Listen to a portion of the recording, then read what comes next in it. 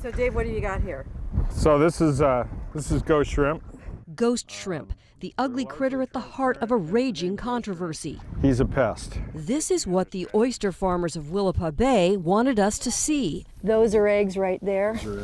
An adult female produces thousands of eggs every year. They grow as big as 4 to 5 inches and can live as long as 12 years and can turn productive tide flats into sandbars. Yeah, it's just like quicksand. The farmers are at wit's end. The more you work yourself, the harder it is to get out. Take a look at the beds. They bioturbate. Ghost shrimp burrow into the mud, constantly churning and in large numbers. They make it so soft that oysters, everything sinks. And what sinks dies. This is an oyster that was actually getting smothered into a shrimp-infested bed. It's a lot of shrimp. Ghost shrimp are native to Willapa Bay. Since the 1960s, oyster farmers have kept them in check by spraying the pesticide carbaryl on the tide flats. But since 2008, knowing the EPA was phasing out carbaryl, the farmers and WSU scientist Kim Patton have searched for a natural alternative. 3-year oyster. Everything from organic pesticides to biological controls. We looked at mechanical means such as compaction. We looked at even explosion. But after testing dozens of natural methods, We found that nothing worked. finally, at the request of the oyster farmers, Patton tested imidacloprid, one of the most widely used pesticides in the world. Right here in Washington State, Patton says trace amounts show up in beer, wine, bread, even apples and other tree fruits. I mean, it would all be below the EPA levels, and it's perfectly safe and to eat.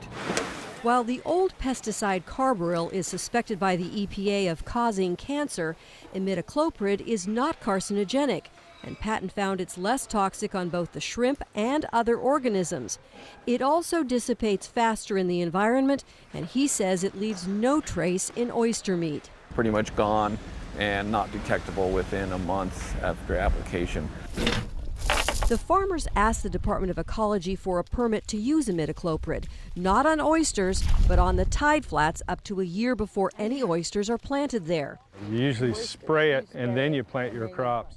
Ecology examined the science, held public hearings, and after adding monitoring requirements, approved the permit.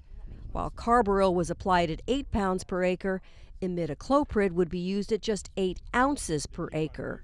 This is a step that we thought we could take at the request of the shellfish growers to be able to help control that burrowing shrimp, but also reduce toxics in the environment. We still have concerns. But federal agencies, including NOAA, oppose the use of imidacloprid. I think there's a lot of uncertainty around this pesticide and around its use in the aquatic environment. NOAA's Laura Hoberacht doesn't rule out using the pesticide, but says there hasn't been enough testing There's a seal. to know if it might affect threatened and endangered species. That's what we want to do, is make the decisions based on full knowledge, and we just don't have that. I think there was a lot of hysteria. The Willapa Bay oyster farmers say they were blindsided by public outrage over the permit.